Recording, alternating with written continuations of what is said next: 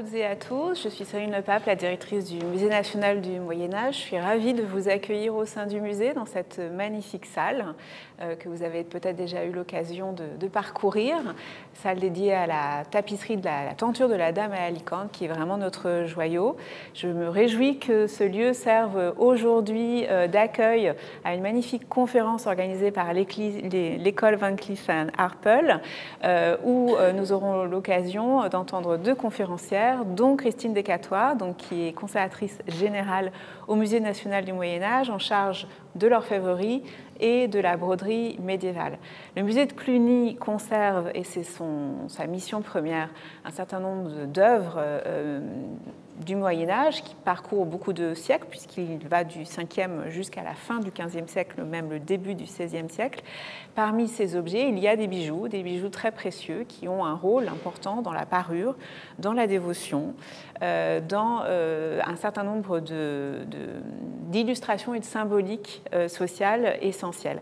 Et le musée de Cluny est donc dans ses missions à la fois de conserver ces objets, mais aussi de les mettre en valeur par le biais d'une exposition, de les mettre en valeur par le biais de leur présentation au sein du musée et aussi par le biais de toutes sortes de développements scientifiques qui sont portés notamment par Christine Descatoires, qui a eu l'occasion ainsi de pouvoir en présenter quelques-uns dans un certain nombre d'expositions dont elle a été commissaire.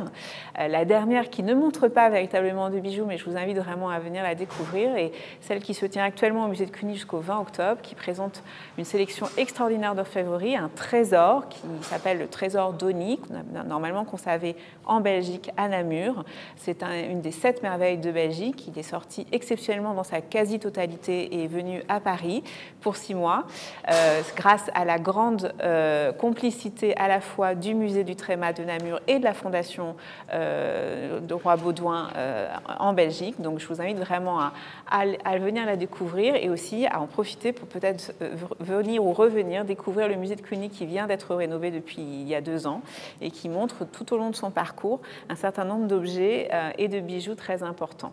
Je laisse la parole à Élise et je la remercie encore de nous suivre et surtout d'avoir choisi le musée comme un cadre permettant cette belle collaboration entre l'école et la conservation et les œuvres du musée de Cluny.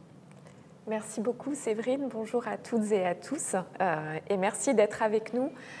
Merci de nous accueillir dans ce cadre exceptionnel. C'est vrai que ces tapisseries sont des joyaux et nous allons parler ensemble de bijoux. C'est un grand privilège, un grand honneur pour l'équipe de l'École des Arts Joailliers et moi-même d'être ici. L'École des Arts Joailliers a cette belle vocation et cette mission de partager la culture joaillière avec tous à travers une approche pluridisciplinaire qui conjugue l'histoire du bijou, le monde des pierres et les savoir-faire et de faire entrer en dialogue le monde du bijou avec toute forme d'art à travers les âges, les cultures et les civilisations. Et c'est pour nous une grande joie avec notre conférencière Inès Itaguet-Ekel, qui est historienne du bijou et professeure à l'École des Arts Joailliers, d'écouter cette conférence et de la tenir à vos côtés. L'École des Arts Joailliers a également une belle actualité avec, il y a quelques jours seulement, l'ouverture de notre second lieu à Paris, à l'hôtel de Mercier-Argenteau, sur les grands boulevards, au 16 bis boulevard Montmartre, où je vous invite également à venir découvrir notre magnifique exposition inaugurale qui porte sur les bijoux de scène de la Comédie Française. Vous y découvrirez également de nouveaux lieux dédiés aux livres, une grande bibliothèque avec plus de 4000 ouvrages en consultation liés aux bijoux, et puis l'Escarboucle, la première librairie également dédiée aux bijoux. Merci encore de nous accueillir et très bonne conférence. Merci beaucoup à vous deux. C'est un énorme plaisir et honneur d'être avec Christine Descatoires ce soir. Je collectionne ses livres depuis quelques années et c'est un peu entouré par ce patrimoine mondial qui est hors l'imagination. Vraiment, tout le monde, il faut planifier vos visites pour venir et revenir voir ces merveilles qui sont autour de vous. Ce soir, nous sommes devant Mon seul désir. Il y a beaucoup de débats à travers les siècles au sujet de ce que veut dire mon seul désir. Pour nous, c'est la largesse. C'est vraiment la culmination, par exemple, du livre Le roman de la rose par Guillaume Loris et Jean Mang. C'est l'idée qu'avec ce mariage heureux, il va y avoir la largesse. Et regardez les bijoux, regardez les détails. Vous avez pu voir le film avant. Si vous regardez, même si vous faites un focus, sur les bijoux et aussi sur les animaux, si vous regardez la licorne même, comme est-ce que la licorne même, elle est comme un animal de compagnie pour la jeune dame. Et il y a tout ce qui est le bonheur, le mariage heureux. Il y a des bijoux dans ces teintures.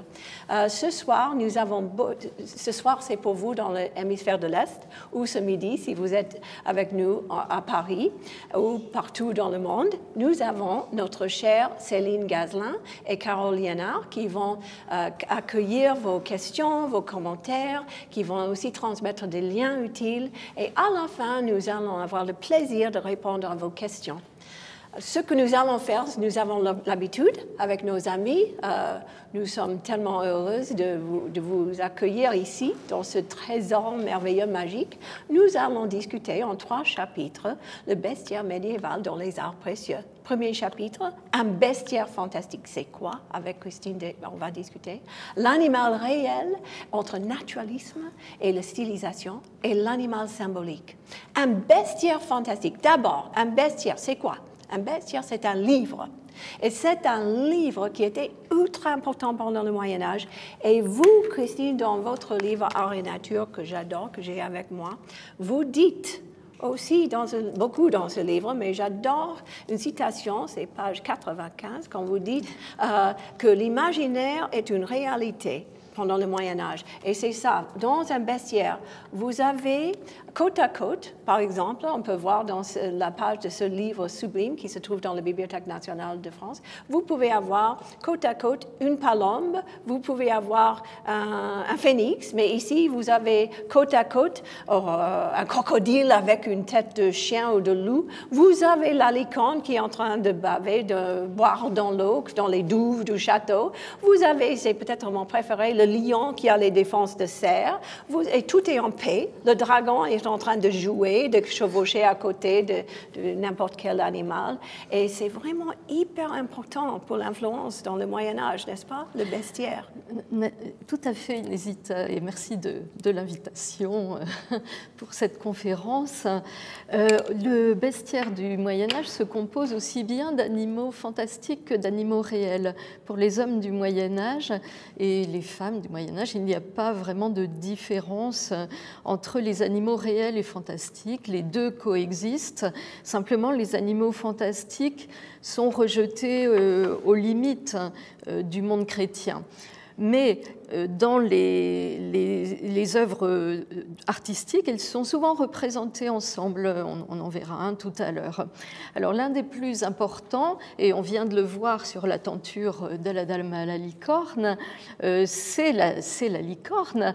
Alors, la licorne, comme beaucoup d'animaux fantastiques, elle a des origines dans l'Antiquité, mais elle change tellement au Moyen-Âge par rapport à l'unicorne antique qu'on peut dire, à la suite de Michel Pastoureau, que c'est une création médiévale. Et la licorne médiévale a un corps de cheval, des sabots de chèvre et une corne unique. Ici, vous voyez un aquamanile, c'est-à-dire un objet qui sert à verser de l'eau, en forme de licorne. Ces aquamaniles ont beaucoup été fabriqués à Nuremberg et dans l'Empire germanique à la fin du Moyen-Âge. Et celle-ci, donc non seulement est une licorne, mais en plus, il y a d'autres petits animaux. Vous voyez que la poignée de l'aquamanile est un petit dragon. Et le robinet est constitué de 2 petites têtes de dragon, une à l'ouverture et une à l'extrémité, et un petit chien qui sert, qui est un robinet en fait, en forme de petit chien qui sert à ouvrir l'eau. Donc la licorne est très présente dans le bestiaire médiéval. Elle a aussi bien une signification profane, comme dans la Dame à la licorne ou dans cet aquamanile, qu'une signification religieuse.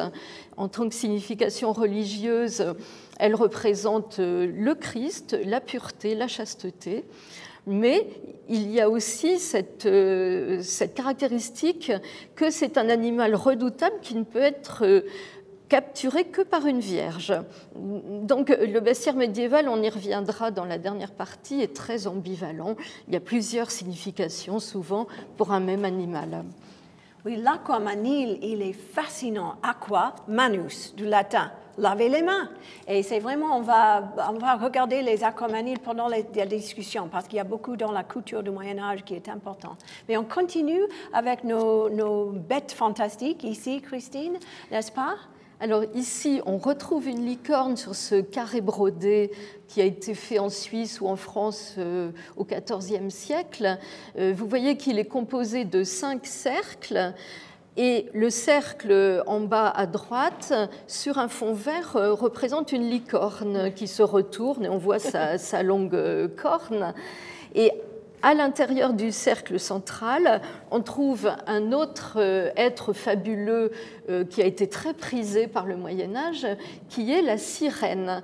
Alors la sirène, elle a aussi des origines antiques, mais la sirène antique était une sirène oiseau.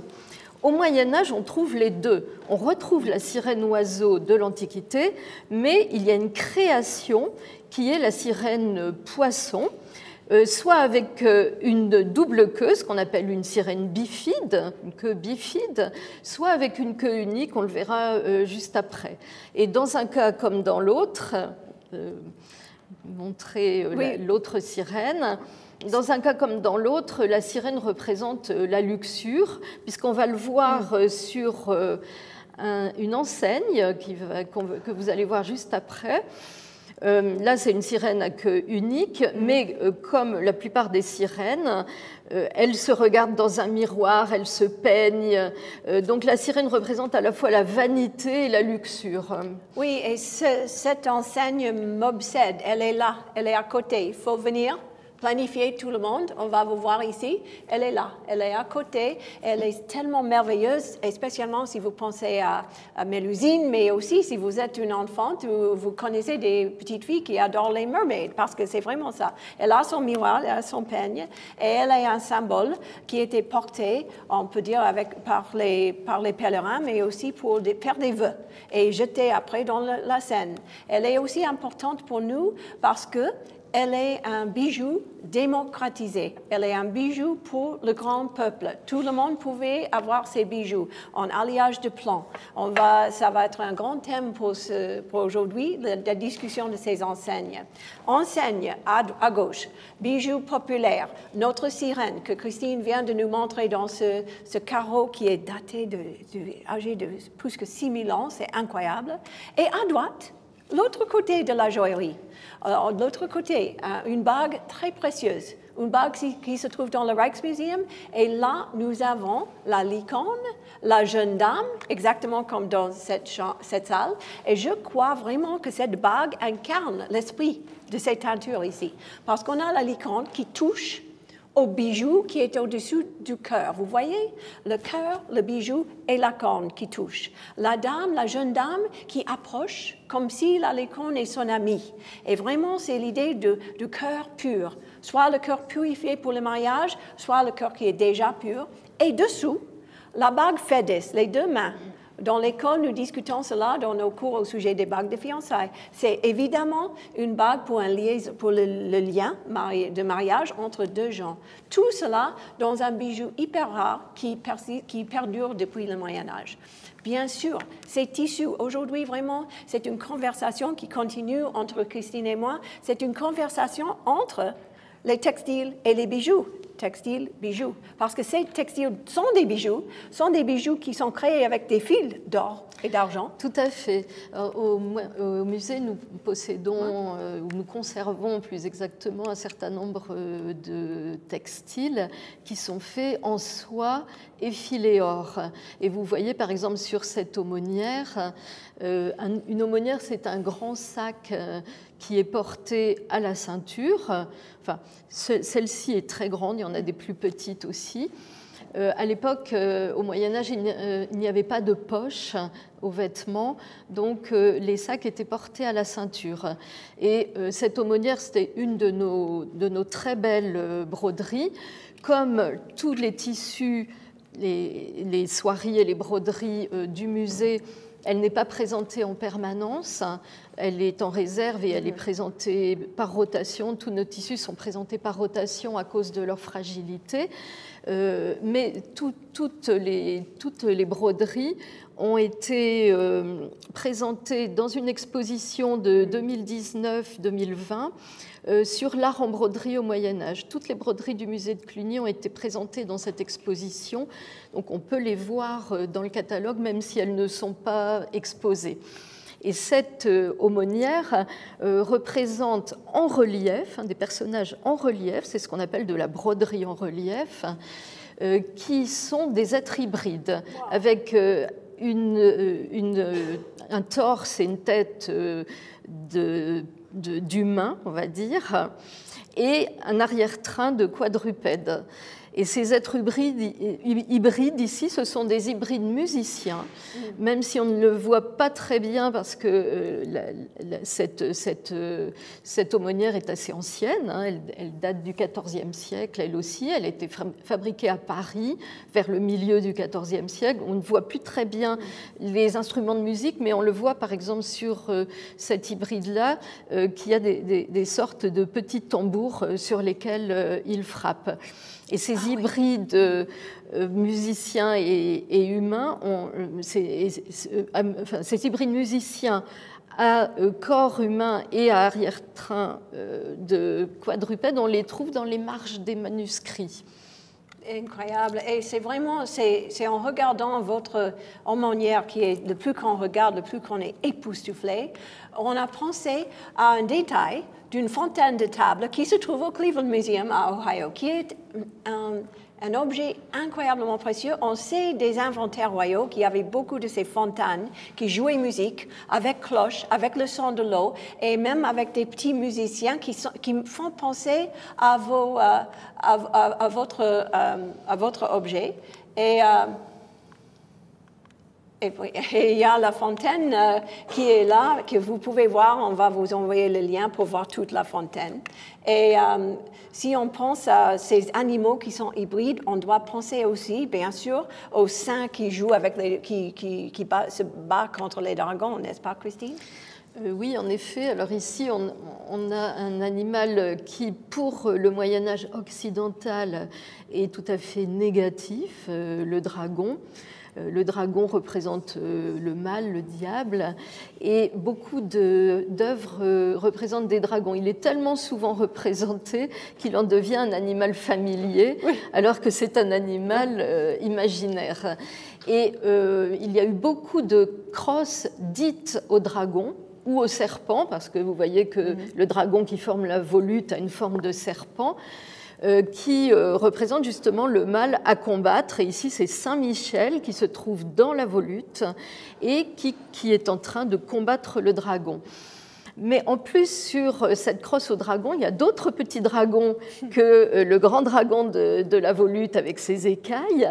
Il y a aussi un nœud juste en dessous de la volute, avec des petits dragons qui se poursuivent les uns les autres. C'est un nœud ajouré.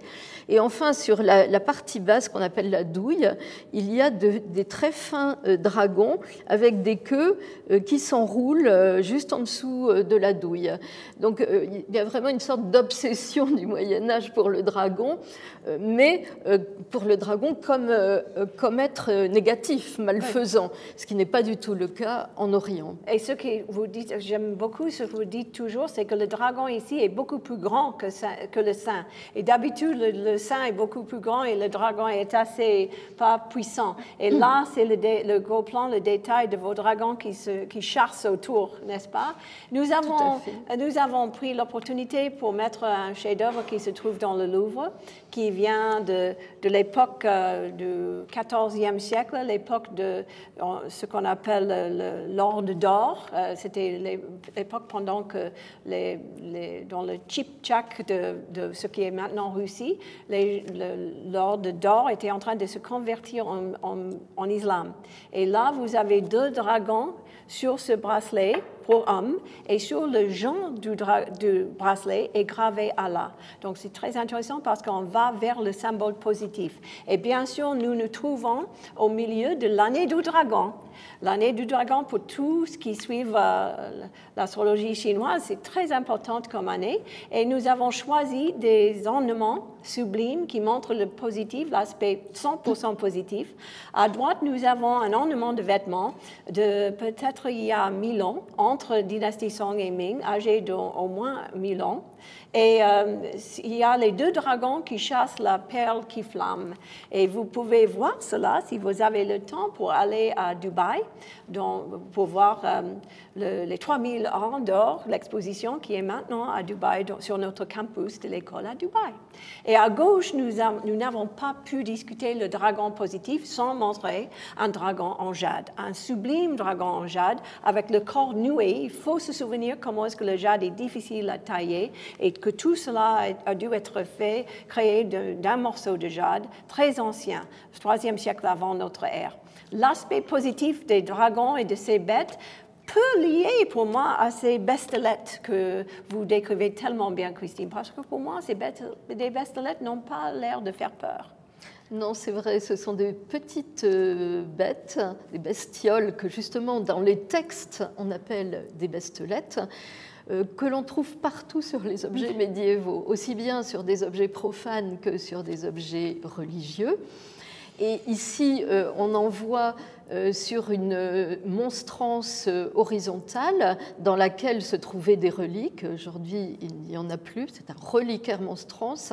Et vous voyez que la crête est formée de 2 petits dragons affrontés avec une queue végétale. Et ça, on voit aussi beaucoup de dragons à queue végétale dans l'art du Moyen-Âge occidental.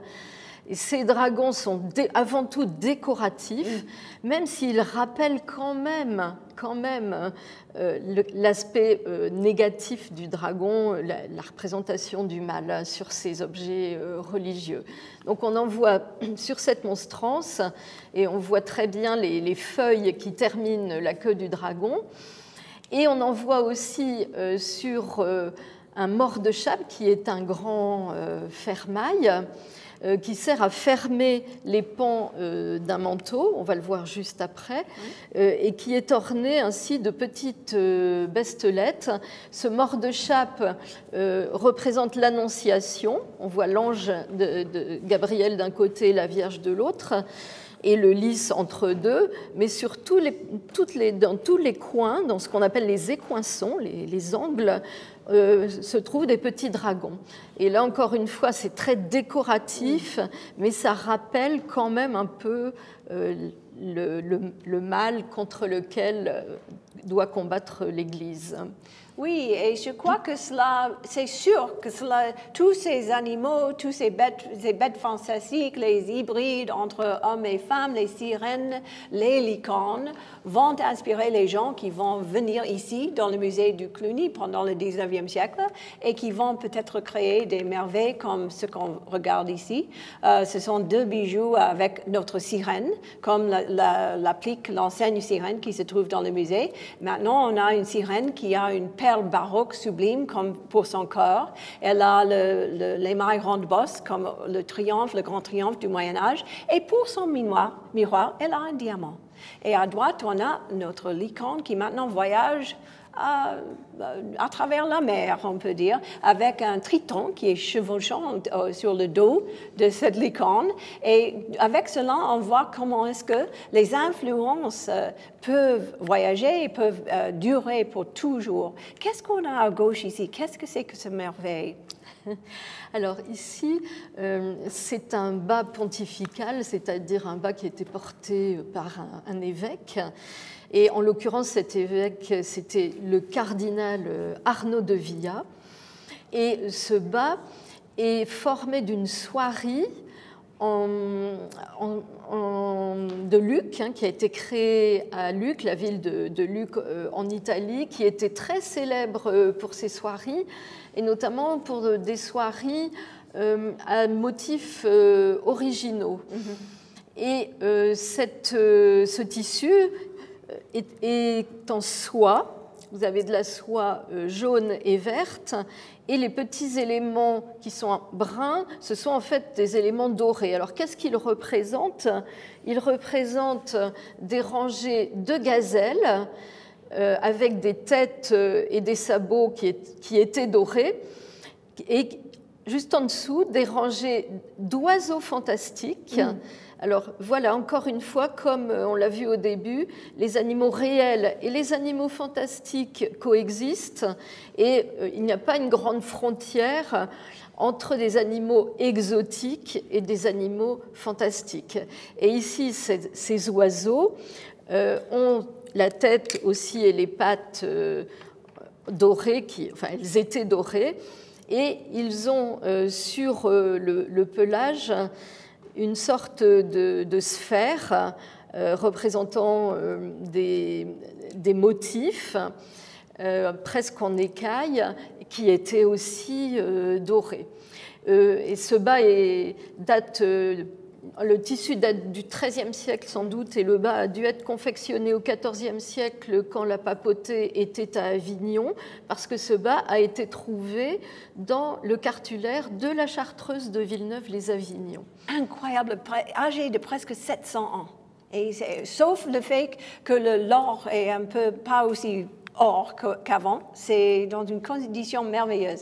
Et on peut imaginer encore une fois, spécialement à droite, plus proche à l'époque, quelques centaines d'années plus tard, qu'un bijoutier français aurait pu voyager, vu un motif comme on a vu sur la chose, et a créé ce bijou à droite, ce dragon que moi je trouve assez ludique et gentil. Il n'est pas un dragon qui menace, pour moi, il joue.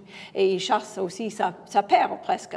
Au milieu, un bracelet en or, il y a un bracelet dans le British Museum et l'autre dans le Victoria and Albert, hyper important pour l'histoire de l'orfèvrerie, le trésor de l'Oxus, datant d'il y a 2600 ans avant aujourd'hui, 500 ans avant notre ère. Et là, on a les animaux affrontés, on a les influences orientales, parce que ça vient bien sûr du Moyen-Orient, et on continue avec... Il faut nous souvenir que nous regardons des textiles qui sont âgés de 600 ans, 700 ans, et qu'est-ce qu'on voit? On voit des motifs qui sont hyper évidents pour tout le monde en Asie, phénix, lion, ces motifs qui sont très, très, très asiatiques, n'est-ce pas, Christine? Tout à fait. Alors, les influences orientales avec les animaux affrontés et adossés, elles concernent tous les tissus depuis leur fabrication en Occident. Et à partir du XIVe siècle, on va voir des influences particulièrement chinoises, suite aux relations marchandes, notamment avec la Chine, aux explorations, par exemple, de Guillaume de Rubruck, et au voyage des marchands, comme Marco Polo, qui va rédiger ou faire rédiger par son compagnon de cellule le livre des merveilles ou Devisement du monde. Et ici, vous voyez ici un des plus beaux tissus de la collection du musée de Cluny, un grand fragment qui fait 1 mètre sur à peu près 80 cm, et qui représente des scènes de prédation, des scènes de chasse. Et dans ces scènes de chasse, des rangées de grands oiseaux qui sont des phénix, d'influence chinoise, d'inspiration chinoise, qui poursuivent des petits oiseaux. et des rangées de lions qui sortent d'une couronne de flammes et qui poursuivent des petits quadrupèdes, peut-être des petites gazelles ou antilopes. Et tout ça dans un réseau végétal. Alors tout ce qui est légèrement bruni était doré, c'était un tissu qui devait flamboyer. Oui. Et qui dit or pense à notre exposition. Encore une fois, Or et Trésor, on a pris le privilège de vous montrer cette épingle à cheveux qui pourrait être sur ce textile qui se trouve, ce trésor au musée. L'épingle à cheveux avec des cordes de phénix. Cela serait un épingle à bijou pour les cheveux d'une impératrice de quelqu'une très très importante en or pur de la dynastie Song. On a juxtaposé déjà beaucoup l'animal réel entre stylisation et naturalisme, n'est-ce pas? Déjà, et en effet, pour le Moyen-Âge, les animaux réels et fantastiques coexistent, hein, comme on l'a dit. Et les animaux sont d'abord représentés, surtout à l'époque romane, mais ça continue encore un peu à l'époque gothique, de façon très très stylisée. Parce que, surtout à l'époque romane, l'animal n'existe pas pour lui-même, il existe comme signe d'un monde surnaturel. Un des domaines dans lequel l'animal est très stylisé, c'est l'héraldique. Alors pourquoi l'animal est stylisé dans le domaine de l'héraldique? Parce que, comme l'héraldique naît au XIIe siècle en Occident, dans le contexte de combats et des tournois, il fallait de loin pouvoir distinguer les animaux, les motifs, et à qui appartenaient les combattants et dans quel clan étaient les combattants. Alors ensuite, ces armoiries, elles vont se diffuser dans tous les milieux. Et ici, on a une pièce particulièrement riche et remarquable de la collection du musée de Cluny, qui est ce grand fermail qui fait 18 cm sur 18, qui, alors là, il a un petit anneau, mais en fait, il était accroché aussi au pan d'un grand manteau. Et il représente un aigle très stylisé, aux ailes éployées, sur lequel on trouve énormément de gemmes et de perles. L'aigle est couvert de gemmes et de perles. C'est vraiment une pièce extraordinaire. Et il est sur un fond qui représente des flammes. Et l'aigle sur fond de flammes, c'est l'emblème de la Bohème.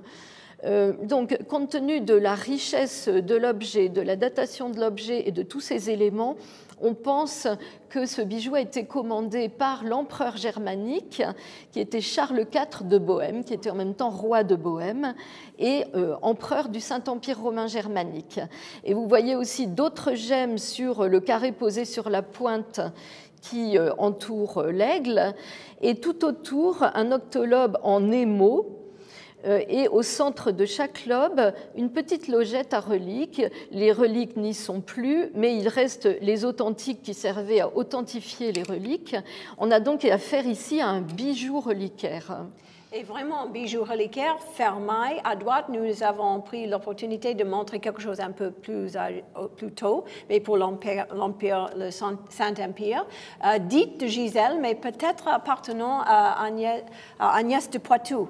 Et ici, on a entre fibule et fermail. C'est la tradition romane, tout en émail et or, avec cet aigle. La stylisation, si on parle de stylisation, ce textile que vous avez ici au Cluny, racontez-nous, Christine.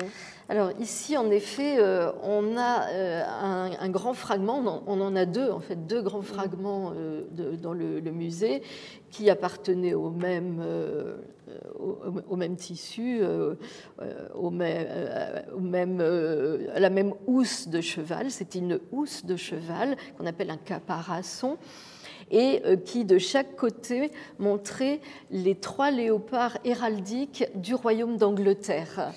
Et ils sont superposés, vous voyez. Alors, un léopard héraldique, en fait, c'est un lion qui regarde de face. C'est ce qu'on appelle un léopard héraldique. Et ces 3 léopards sont l'emblème du royaume d'Angleterre.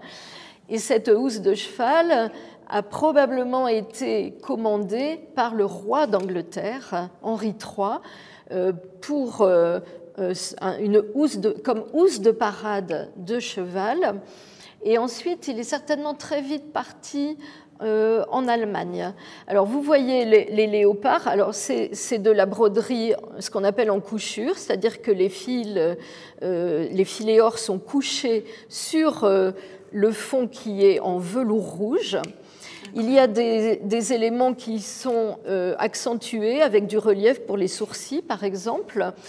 Et vous voyez aussi le pelage qui fait des ondes sur le corps du léopard. De plus, on est en pleine atmosphère courtoise parce que les léopards sont entourés de petits personnages courtois, des femmes et des hommes qui, oui, on le voit très bien ici, c'est magnifique, qui sont allongés ou qui jouent sur un fond végétal. Et tout cela pour un cheval. C'est l'opus anglicanum qui est presque perdu, ce que j'ai appris dans votre livre. Tout cela pour un cheval. Oui. Donc ça date du XIVe siècle. Et quand c'est entré au musée de Cluny, c'était sous forme de chasuble. C'est assez étonnant parce que cette housse de cheval avait été donnée par le roi d'Angleterre à une abbaye en Allemagne qui avait transformé la housse de cheval en chasuble. Imaginez cela. Oh mon Dieu. Et à droite? Et à droite, c'est aussi un léopard héraldique, cette fois-ci sur une bague qui est probablement une bague de fiançailles parce que sur l'anneau, il y a une inscription à mon ami. Et cette bague, elle provient du trésor de Colmar qui figure au musée de Cluny et que l'on voit là, on voit des bagues du trésor, on la voit parmi d'autres bagues du trésor. C'est un trésor qui contient beaucoup de bagues et c'est un trésor qui a été enfoui au milieu du XIVe siècle au moment de la peste noire, au moment où il y a eu des persécutions contre les Juifs. Et ce trésor a été retrouvé au XIXe siècle et il est entré au XXe siècle au musée de Cluny. Et ici, vous voyez le catalogue d'une exposition qui a été faite en 2007 sur le trésor de Colmar et aussi le trésor d'Erfurt, qui est un trésor extraordinaire, aussi enfoui pendant la peste noire et qui est conservé à Erfurt en Allemagne. Oui, ce catalogue existe en anglais aussi. J'ai ce catalogue chez moi à Kittery, Maine, et c'est à travers ce catalogue que je vous ai connu la première fois, Christine, parce que c'était un grand trésor pour moi pendant Covid, pendant le confinement. J'avais ce livre à côté de moi. Et c'est vraiment dans cette discussion entre bijoux et textiles, les deux tellement rares pour durer pendant tout ce temps. Qu'est-ce qu'on a devant nous ici? Et on retrouve ici des animaux très stylisés, dans une aumônière, donc un grand sac porté à la ceinture. Vous voyez des pans qui sont dorés, enfin qui étaient dorés, qui sont maintenant un peu bruns sur un fond clair, et des cygnes sur un fond doré. Et en plus de ces animaux très stylisés, entre les losanges, vous avez à la fois des léopards sur des hexagones et aussi des armoiries qui sont composées de stries et qui venaient peut-être de la famille de l'os.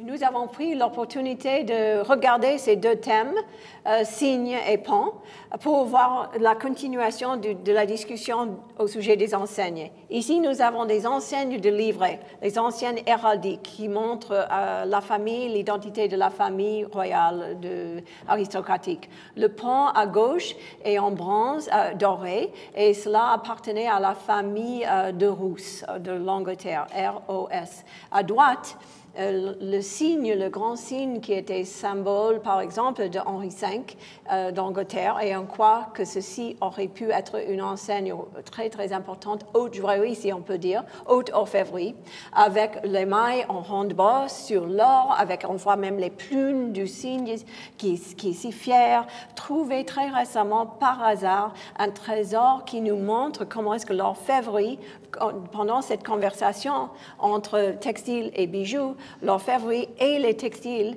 étaient des vrais bijoux, comme Élise avait dit au lancement de cette discussion. Oui, tout à fait.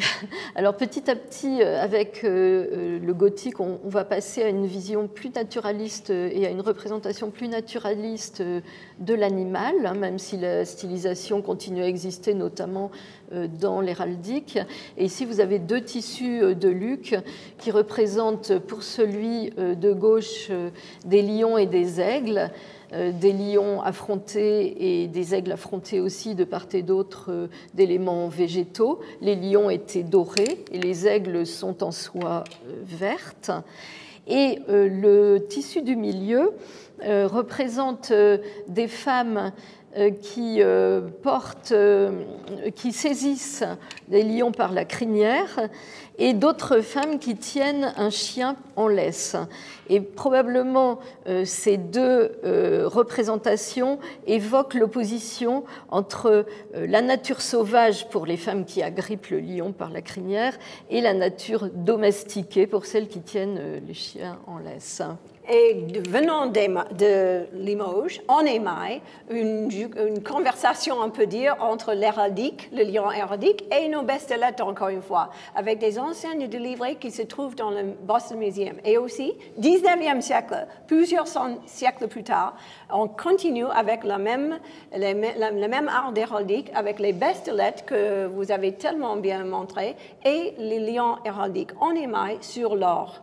Les animaux stylisés ou naturalistes sont très importants. On retrouve des animaux naturalistes dans le trésor de Colmar, qui ces pièces datent de la première moitié du XIVe siècle, puisque le trésor a été enfoui pendant la peste noire au milieu du XIVe siècle.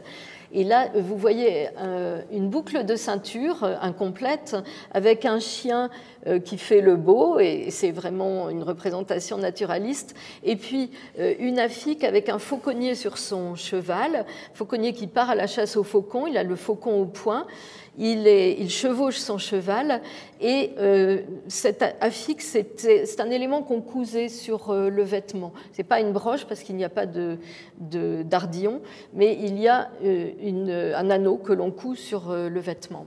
Et le Talbot à droite, c'est la famille Talbot. C'est très simple. Et vraiment, ces enseignes, et là, vous voyez le moule pour ces enseignes, sont les ancêtres de l'imprimerie. C'était Gutenberg qui fabriquait les enseignes avant d'inventer l'imprimerie. Les animaux peuvent même, en enseigne, mener par cela. Et qu'est-ce qu'on a ici? Des têtes d'animal? C'est quoi cet animal, Christine? Alors... L'animal qu'on voit à gauche, qui est conservé chez nous, c'est une tête de martre, une vraie tête de martre, puisque vous voyez les dents, qui a été recouverte de cuivre, insérée dans une monture en cuivre doré qui représente la tête, avec des yeux en verre. Et vous voyez des petits trous tout au bout, derrière l'oreille. Cette tête de martre était cousue à une fourrure et elle était portée à l'extrémité d'une fourrure. La tête de martre, la martre est censée favoriser la fécondité au Moyen-Âge. Et donc, c'était un grand luxe de pouvoir avoir cela, même avec la palombe sur la tête qui se trouve dans le Walters.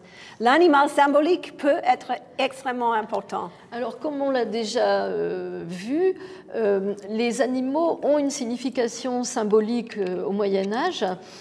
Et il y a avant tout un bestiaire vertueux, qui est du côté du Christ, du bien, et un bestiaire satanique qui est du côté du mal, même si c'est plus compliqué que ça et que parfois c'est ambivalent.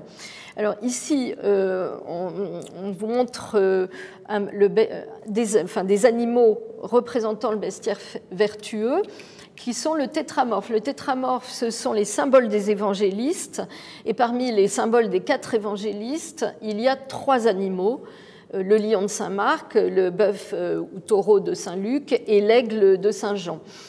Et au Moyen-Âge, on trouve très souvent cette représentation des évangélistes sous la forme de leurs symboles et souvent autour d'un Christ en majesté. Donc là, vous le voyez sur une croix du XIIe siècle qui est gravée, et sur une de nos plus belles œuvres de l'émaillerie romane, un grand Christ en majesté qui rappelle, qui est entouré du tétramorphe et qui rappelle celui de Silos, parce que cette œuvre a peut-être été réalisée à Limoges, peut-être à Silos.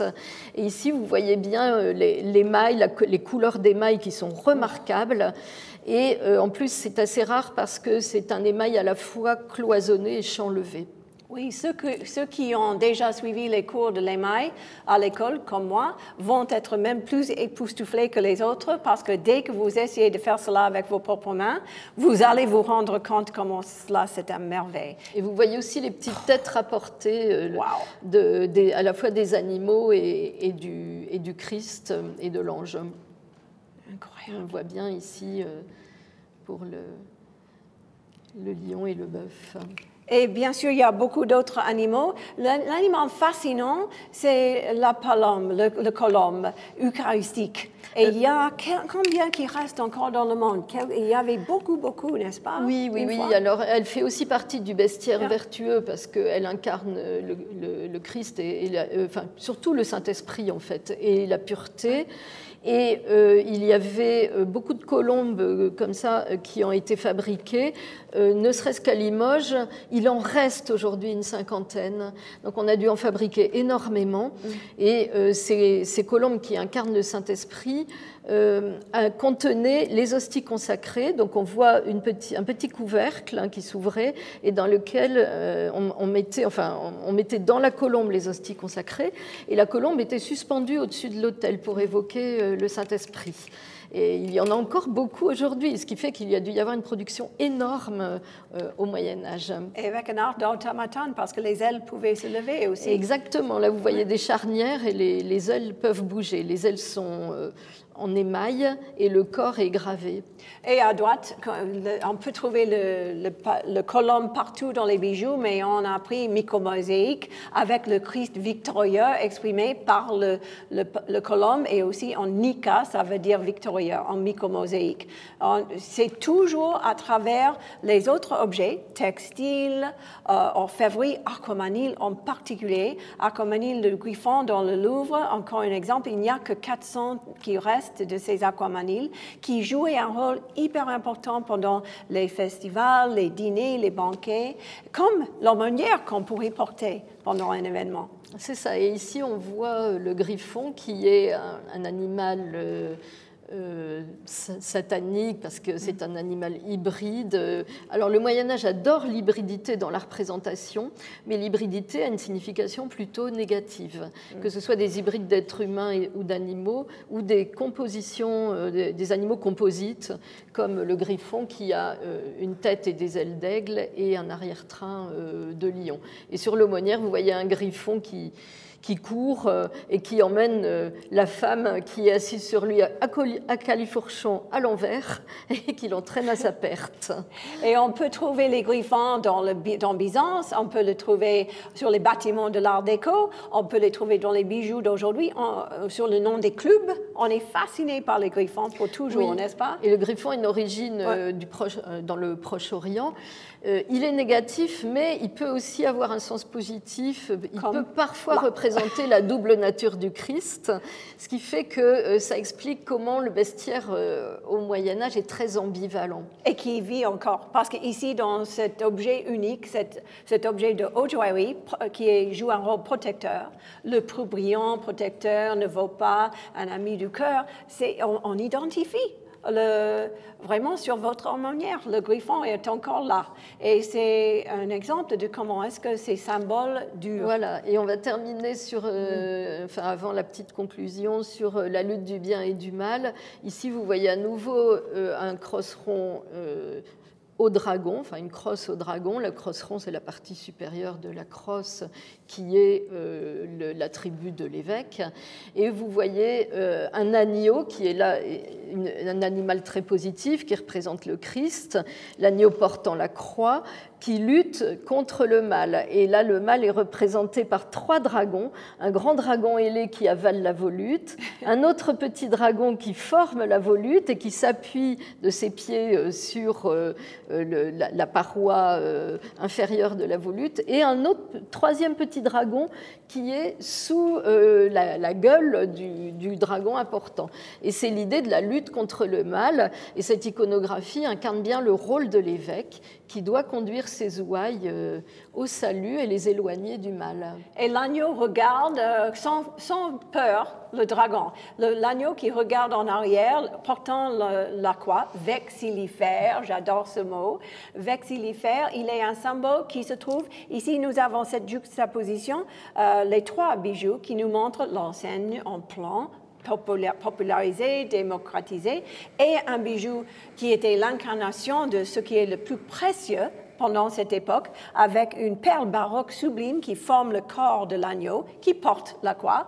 Et à droite, l'agneau avec la perle baroque, ancienne collection Rothschild, est assis sur un Bible. Donc, il ne porte plus sa croix, mais il est assis en protection sur un Bible.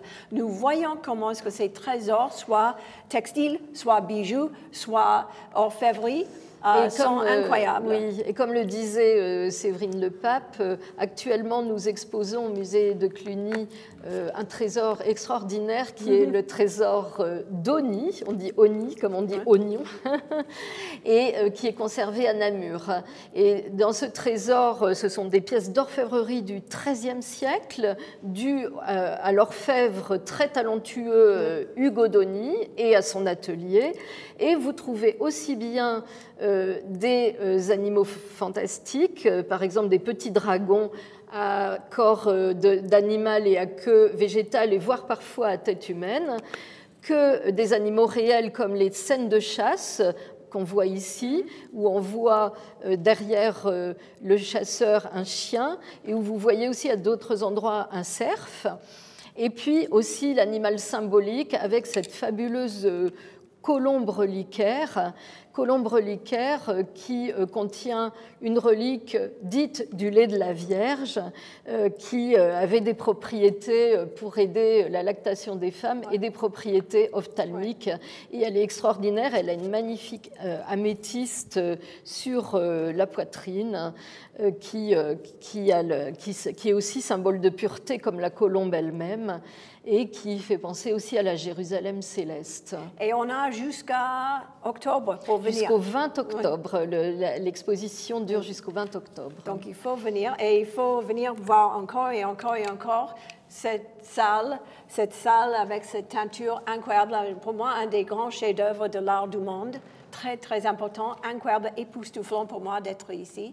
Et si on regarde mon seul désir, pour nous, largesse, pour un mariage heureux, à côté, on ne peut pas résister à la tentation de voir cette licorne, 1948. Pourquoi est-ce que le dessinateur n'a pas pu venir ici, regarder les teintures et être inspiré pour créer cette licorne qui joue, qui est ludique, qui joue pour moi, il incarne exactement l'esprit, et je crois que pour vous aussi, Christine, de cette licorne ici, qui est ludique, qui joue, qui est vraiment comme un animal de compagnie pour la dame, pour l'épouse, je crois. Avec ses broderies en fleurs, il semble comme si il est et brodé, et naturaliste, et réel, et bien sûr, il est un bijou. Il faut continuer avec nous. Je crois que nous allons prendre des questions.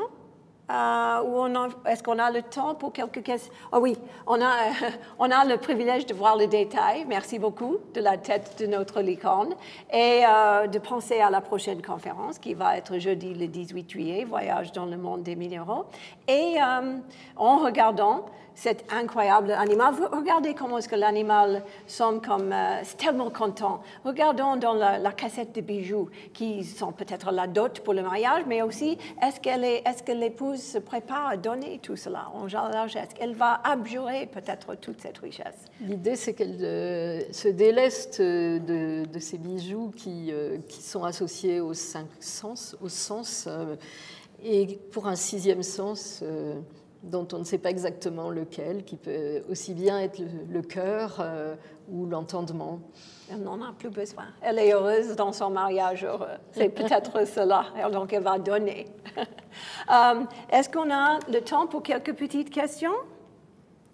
Qu'est-ce qu'on a? Au sujet des textiles présentés aujourd'hui, Christine, ont-ils été restaurés? Quelle excellente question. Avons-nous des informations sur les artisans, si possible? Et oui, si oui, qui sont-ils? Alors, ce sont deux questions.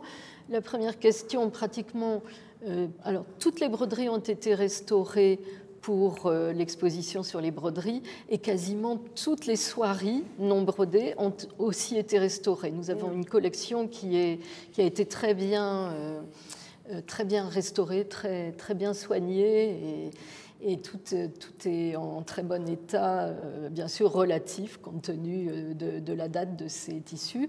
Et la deuxième question, non, on sait très peu de choses sur les artisans. En général, on ne sait pas vraiment, non. Moins encore que pour l'orfèvrerie, où on a parfois des noms comme Hugo Donny ou Nicolas de Verdun. Là, c'est encore plus rare pour les tissus. Et même avec les bijoux, c'est hyper rare. Hugo Donny, c'est incroyable. Pour les bijoux, quels sont les principaux matériaux utilisés au Moyen-Âge? Argent, or, quand on l'avait?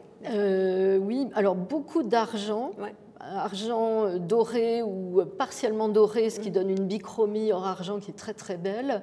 Beaucoup de cuivre doré. Ouais. Et puis parfois de l'or aussi. Mais l'or est beaucoup plus cher. Alors évidemment aussi des gemmes, des pierres précieuses, des pierres semi-précieuses, des intailles, des camées, des perles. Oui. Les perles, et les émaux. Ah, et oui. Les émaux, c'est très important dans l'orfèvrerie médiévale, très important. Et si vous aimez les émaux, il faut venir ici pour voir, parce que comme on a vu aujourd'hui, il y a des merveilles à voir ici. Planifiez vos visites. Merci beaucoup. Merci Christine. Merci. C'était un grand honneur. Merci.